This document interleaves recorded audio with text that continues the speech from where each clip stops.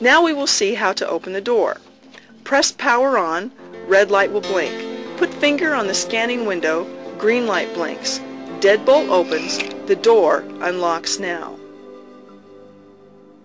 Turn the inside knob to open the door.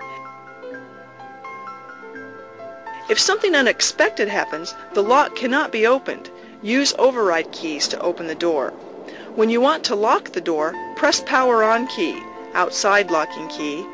Prompt beeping means the door is locked. From inside, we can turn the inside knob to lock the door.